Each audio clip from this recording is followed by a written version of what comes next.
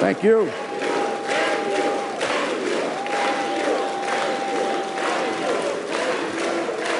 Thank you. Thank you very much. It is wonderful to return here at a time of great significance and a lot more hope for all of us than many of the other times that we've been here.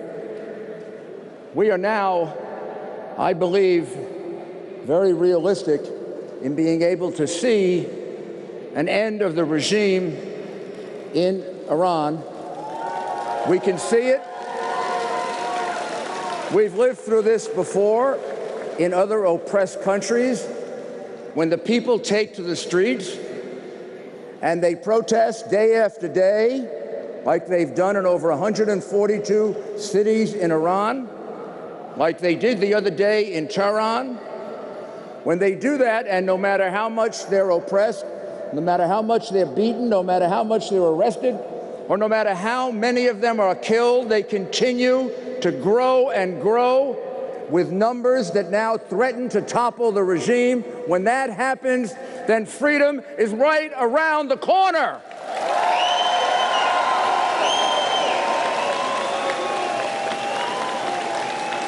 It could have happened 8 or 9 years ago with the uprising in 2009. The uprising that disgracefully my government turned its back on. Shame on that administration. However, this time, when it started back in December and January, just a few months ago, the President of the United States, about whom there's a lot of controversy whether he should tweet or not, took out his little phone and he tweeted, and he supported the protesters. I say to those countries that continue to support Iran, to those countries that do business with Iran, you are paying for a regime that deprives women of their rights, that deprives children of their rights, and that murders people because they practice a different religion. How can you do that? How much better are you than the terrorists when you are giving them money and propping up this regime? Women's groups in particular all over the world should demand that those businesses that continue to do business with this regime should be boycotted. And we should stop doing business with them.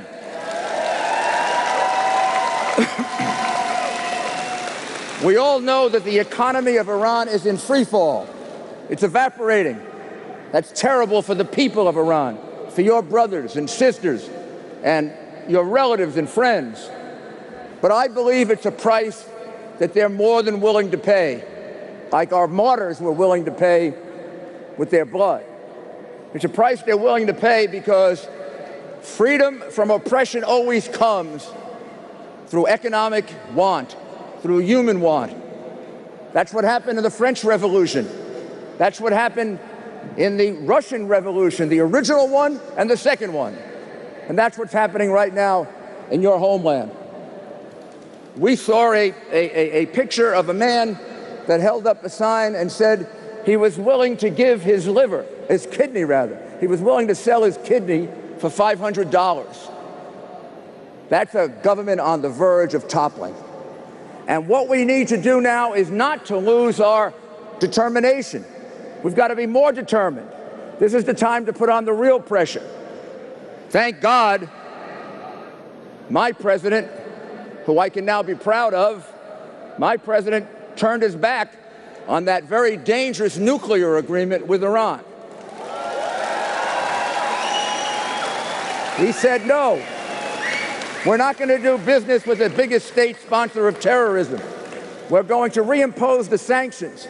Everybody said it wouldn't be enough. Gee, just America stops doing business with you when all of Europe is doing business with Iran, and they should be ashamed of themselves.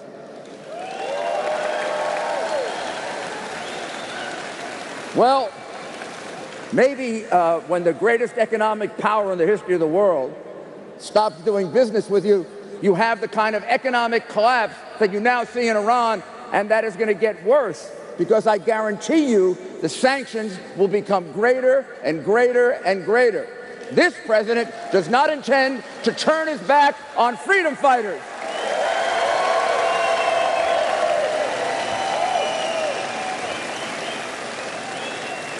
However, here, we're not replacing one government with a government we don't know. You have an alternative. You've got an alternative that's built on a solid foundation of 12 principles: democracy, human rights, a non-nuclear Iran, separation of church and state, and the rights of women and of all minorities to be protected. My goodness, that sounds like a full-fledged democracy. That's what the NCRI stands for. That's what Madame Rashidi stands for. And that's what your martyrs died for.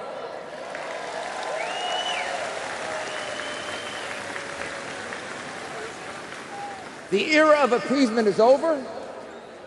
Those who practice appeasement are going to find themselves shamed in world history. The time has come to stand up to these bullies and these murderers and these thieves. Never forget that government of mullahs is not about religion. That government is about stealing.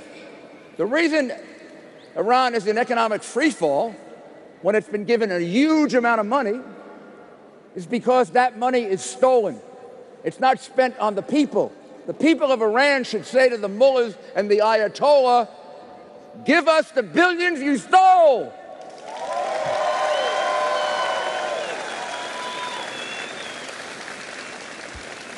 What have you accomplished? What have you accomplished with the tremendous pressure put on you? Since I've been working with you and all of my colleagues from the United States, we fought a worldwide battle to shed the unfair label of terrorism in the United States, the United Kingdom, the European Union. That label is now gone, and you're seen as defenders of human rights, because that's what you are. And we won that battle. Our people that were stranded in Iraq, we finally delivered them to freedom in Albania, and I thank the government of Albania.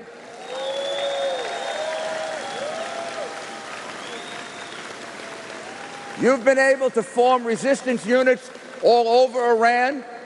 Those protests are not happening accidentally.